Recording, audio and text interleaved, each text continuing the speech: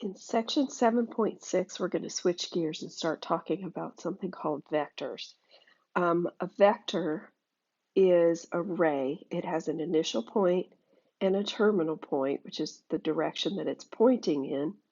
And it has length, or what we call magnitude, and it has direction, but it doesn't have position.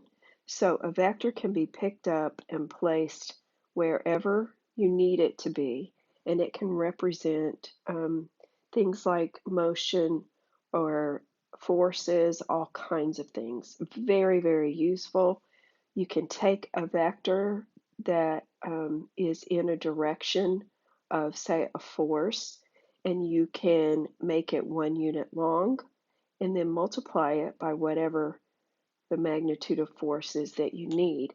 So you can preserve the direction angle and manipulate the length.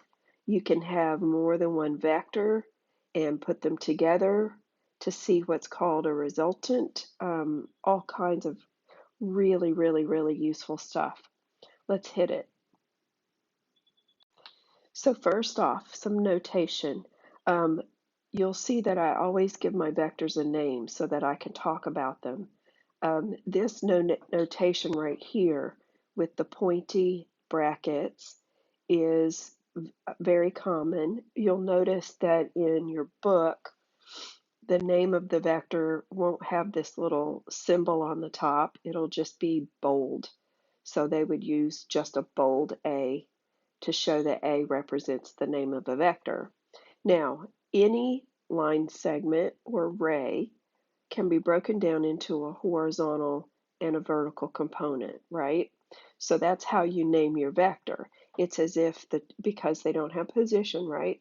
It's as if the initial point is always at the origin and the terminal point is at the point xy. Okay, so that's one way to name them. Another way that the book will do it is you'll have something like point A and point B, and a vector that goes from A to B would be called AB, right? The vector that goes from B to A with the arrow at the other end would be called BA, okay? So that's another way that your book does names the vectors. You'll also see lowercase and bolded IJK, and we'll talk about those on the next page or a few pages from now. All right, because vectors have no position, you can view a vector, like I said, with the initial point at the origin and the terminal point at a point on the plane. So the vector 3 minus 2 would be over 3 down 2. You just, wherever that initial point is, you count to the right 3, down 2, that's your terminal point. The magnitude of a vector is just the length of the vector.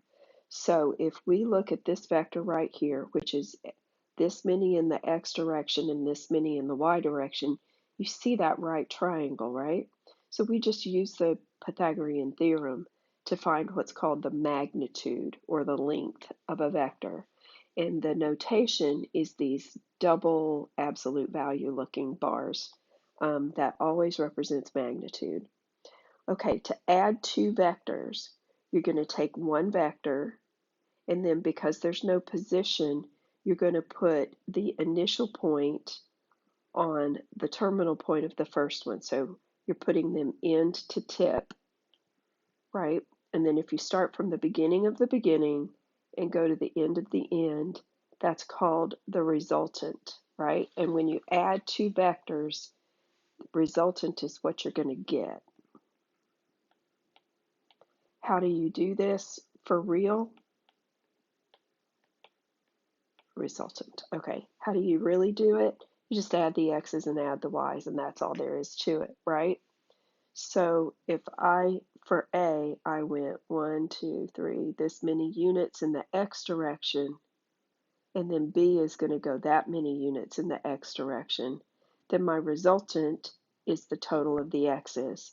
If I went this many units in the y direction going up, for A, but then for B, I went that many units, then you can see that little change in, hold on, in Y for the resultant, right? You're just combining.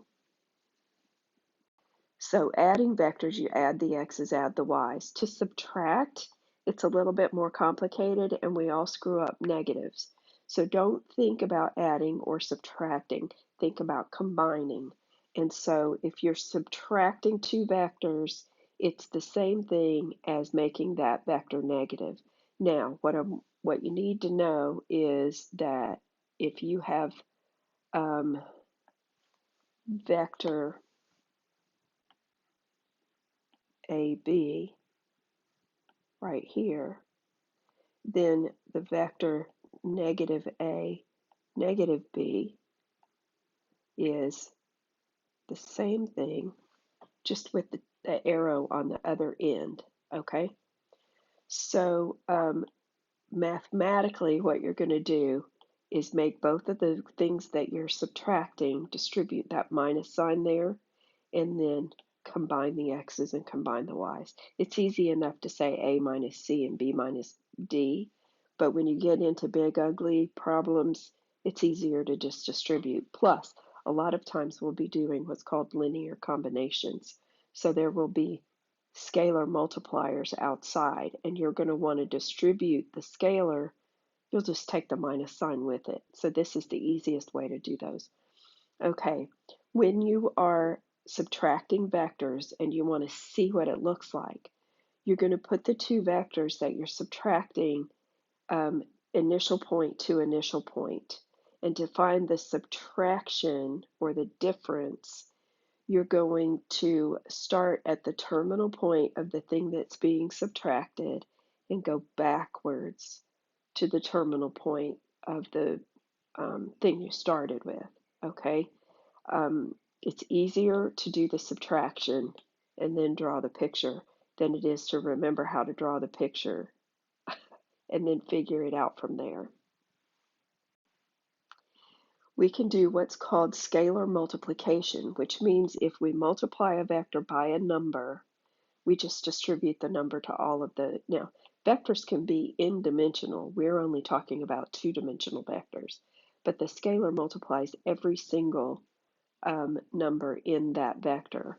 So scalar multiplication preserves the direction and changes the magnitude of a vector. That's why I said you can take any vector, find its magnitude, and then divide by the magnitude or multiply by 1 over it. That will make it what's called a unit vector, okay? A unit vector is a vector of magnitude 1. That way you get a vector that's in the direction you want it to be in, but it's only 1 unit long. And then if you need something to act in that direction at a given magnitude, you can just multiply that unit vector by whatever magnitude you need, okay? Now, your basic unit vectors are going to be represented with a bold lowercase I, and that's a unit vector in the x direction, and a bold lowercase j in the y direction. And as you get into calculus, you'll also have a k vector that's in the z direction. So if you think about a vector AB, that's vector AB, what we have is a bunch of small vectors in the x direction, right? And then we're adding those together. So this is AI vectors. And then we have a bunch of vectors in the y direction, and that represents BJ. And when we add vectors, we put them into tip. So all we've done is rewrite AB as AIs plus BJs. So that any vector can be rewritten this way with the coordinates of the terminal point or as the sum of unit vectors. Now, when we're working word problems, this is usually what we're going to use, okay? Because when we're adding nasty things, maybe we don't know the direction or we don't know the magnitude, it's easier to group all of the I's and group all of the J's and eventually group all of the K's and then solve those equations. Okay, example again.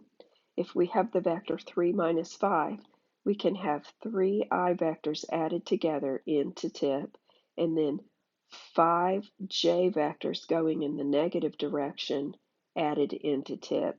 And when we add all those vectors together, the resultant is from the origin to the point 3 minus 5. Okay? To find a unit vector in the direction of any given vector, to preserve the direction but change the magnitude, you find the magnitude of the vector, in other words, square it, add them together, take the square root. That's the magnitude of the vector A. And if I multiply 1 over that magnitude times that vector, this is a scalar multiple that could be distributed, or you can write it this way. That gives me a unit vector in the direction of A. Okay, now I put a little hat on this to note that it was a unit vector. It's not A that we started with. It's different, so I just used a different symbol. The zero vector is very important as well because if you have a physical situation and everything is in equilibrium, that means nothing is changing, right? So you're going to add all of the vectors in the situation and they'll add up to the zero vector. And the zero vector is just zeros for each of the components, right? And it's also what you call an additive identity. In other words, you take any vector, add the zero vector, you get that vector back. Also an additive inverse, you take a vector and you add the opposite of it and you get the zero vector. These are very simple concepts, but we need to remember that, okay? And any vector with a minus in front of it is the same direction, it just with the arrow at the, it's the same like slope, same magnitude, but the arrow's on the other end. So when you combine them, you're going to get nothing, okay? Look at the yellow box on the bottom of page 797 to get all of the properties of vectors. I left some out because they're simple and intuitive, and you probably would do it naturally anyway, but you need to check out that box. Okay, if you know the magnitude and the direction of your vector, say a plane is flying at such and such a rate at a certain bearing, for instance, then you can find the x and y components based on sines and cosines of the angle, the direction angle. So for instance, you have this vector and you know its angle, theta, and you know its magnitude. Then looking at this as the x and the y, the cosine of theta will be the adjacent over the hypotenuse. Well, the hypotenuse of that triangle is the magnitude of the vector. So the x direction is adjacent over hypotenuse times the hypotenuse. So this is the adjacent side, and likewise, this would be the opposite side. So that's where these guys come from. So if all you know is how long the vector is and what direction it's in, then you can use this process to find the x and y components. If you know, for instance, that your magnitude is 3, your direction angle is 30. Now this is a common angle, so I'm just going to use what I know. 3 cosine 30, the cosine of 30 is that, blah, blah, blah, blah, blah, blah, blah, blah. You got it, right? Your angles will most likely, when we start doing word problems, not be common angles. So you're going to be sticking these things in the calculator and you're going to be getting never-ending decimals. You'll just have to round it to whatever the problem tells you to round it to. You'll see me round usually, if it's a really long, difficult problem, I may go to 4 decimal places, because it takes it sometimes to get exact answers. So some of the problems in the book will tell you how many decimal places to round your answers, but you can see when I'm working them out, I usually keep them in the calculator while I'm doing the process, or I write down 4 decimal places until I get to the end of the problem. Given this vector right here, if you know the x and y component, then you can find the magnitude by the Pythagorean theorem, and you can also find the angle, the direction angle, by taking the inverse tangent of the opposite over the adjacent, right? Simple enough, but be careful. Your calculator is going to give you the angle in quadrants 4 and 1. So what you have to do is look at whether x and y are positive or negative, know what quadrant you're supposed to be in, and then adjust accordingly. Because let's say the x was negative and the y was positive, that would be in quadrant 2. But your calculator is going to give you the angle in quadrant 4. It'll give you a negative degrees. For word problems, keep your calculator on degrees, and you've got to check it. Okay, make sure your calculator is in degree mode. Now, the way that you adjust here, if the calculator gives it to you in quadrant 4, you just have to add 180 degrees to get it in quadrant 3. If you have 2 negatives here, you'll be in quadrant 3. The calculator is going to give you quadrant 1. Just add 180 degrees. Okay, that's how you'll adjust this. Tangent has a period of pi, so every pi degrees you hit the same value of tangent. So you just have to adjust that angle. Okay, find the magnitude and direction given this vector. Well, square it, add them together, you get the magnitude. Simple enough. The direction angle, this is in quadrant 3, right? So you're going to plug the tangent of y over x into your calculator. It's going to give you 33 degrees. Well, you know better than that, right? You've got to be in quadrant 3. It's giving you quadrant 1. Add 180, and that gives you the direction angle, okay? So be super careful. Make sure you check your answers based on the quadrant that you know you should be in. There are lots of physical problems in this section, and I'm putting the example problems on the next video. So do the basic problems at the beginning of the homework where you're adding and subtracting and multiplying, you're finding magnitudes, you're finding direction, and then when you get to the word problems, watch the next video.